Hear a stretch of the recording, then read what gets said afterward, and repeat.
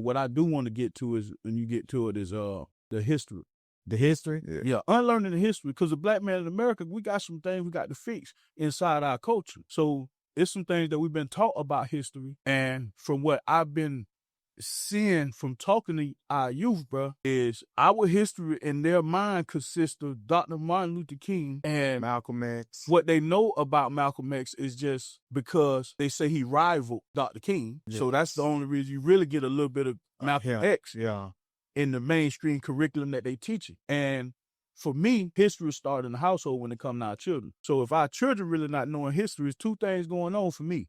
And that's either the parents ain't teaching or the parents don't know. The community ain't teaching or the community don't know. A lot abroad. So the community that know probably not teaching it, or it's so few people that care enough to learn the history, because the history going to give you a stance in the present, and it's going to allow you to see how you're going to walk into your future. So your past, present, and future, they all link together. But we have to unlearn what we've been taught.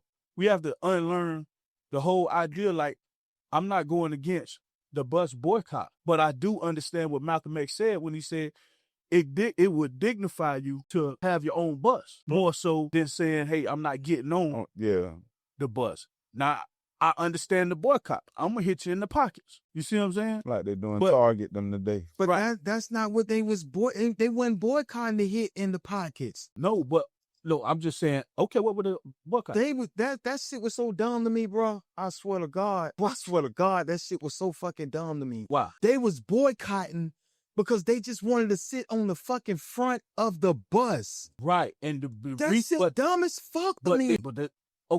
It's dumb to me. That's why Malcolm X said it dignifies you to have your own bus. They had their own buses back then. Now, when they're saying they want to sit on the bus, you saying that we're going to hurt you economically so we can sit anywhere on the bus. I don't totally agree with that. But what I'm saying is, that's why I'm saying you have to unlearn some of the history, and let the history be taught to you from a perspective that's going to help us as a people move forward together. So that's not for me to point a finger at Dr. King or Malcolm X. I'm just using that because that's what's pushed the most, and it has to be unlearned. Man, and the only way you can really unlearn is if you do one thing. Go research yourself. Research. Because the more you research, the more you're going to say, hey, man, this don't make sense to me.